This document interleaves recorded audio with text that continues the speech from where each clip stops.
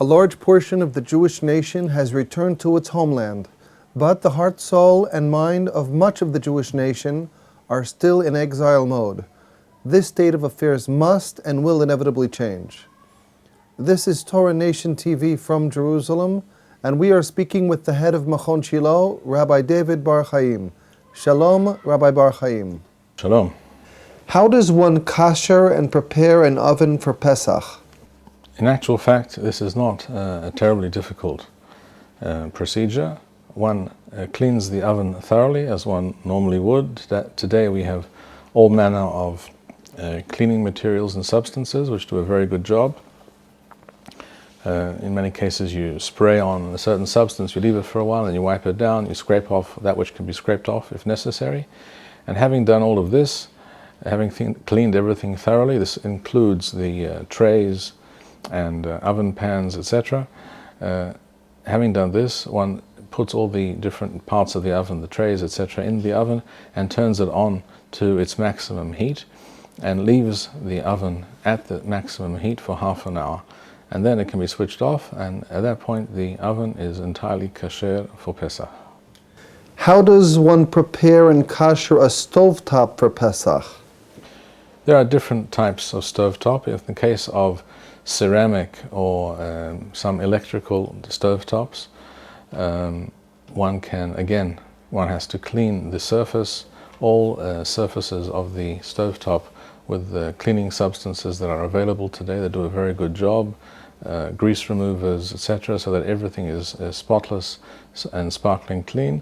And having done so, there will be no food stuff left if one has scraped everything off and use these materials. They eat away at that which is there, if anything is left.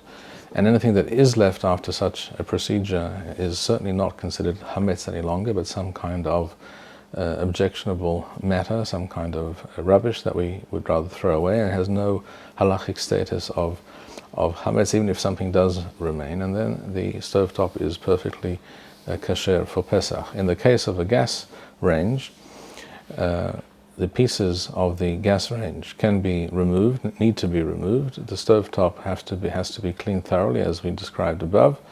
The pieces, the different parts of the gas range, can be either soaked in a vessel with cleaning substances and scrubbed and cleaned thoroughly, and allowed to soak in boiling water. Another possible method is to take a large pot and to place all the pieces inside the pot and boil the water with some vinegar, some synthetic vinegar and some cooking salt, some coarse salt. This produces a very, very good result, and everything will be clean and spotless and kasher for Pesach. And then one puts everything together again, and one does not need to cover the stove in foil. How does one prepare and kasher the countertops and sinks for Pesach? Here too, it is a rather simple procedure. One cleans thoroughly all countertops. The same is also true for the sink. One cleans it thoroughly with the different cleaning substances that we have, so that everything is truly sparkling and entirely squeaky clean. And having done so, one boils a kettle, and when the water is boiling, one pours boiling water over all the countertop surfaces and all over the sink. This is true both for a stainless steel sink and also for a ceramic sink, and even for those sinks and also countertops which some people have made of a special very tough type of plastic or some similar material. All these materials are non-absorbent and very tough, and all these materials may be kashered for Pesach as described, and one does not need to do anything beyond that. Thank you, Rabbi Bar-Hayim. We would like to encourage our viewers to share these videos with friends and send in your responses. We would also like to suggest the following opportunity to our viewers.